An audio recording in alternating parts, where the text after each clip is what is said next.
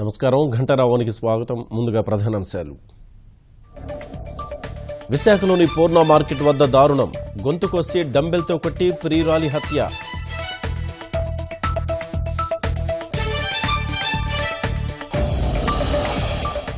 మూడేళ్ల పనితీరుపై వైకాపా మథనం, ప్రభుత్వ వైఫల్యాలపై ప్లేనరీలో తీర్మానాలు.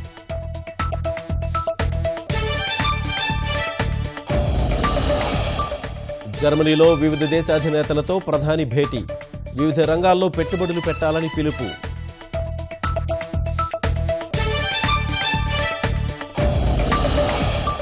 రెచ్చగొట్టే చర్యలను మానుకోని చైనా, భారత్లోని చైనీయులు జాగ్రత్తగా ఉండాలని హెచ్చరిక.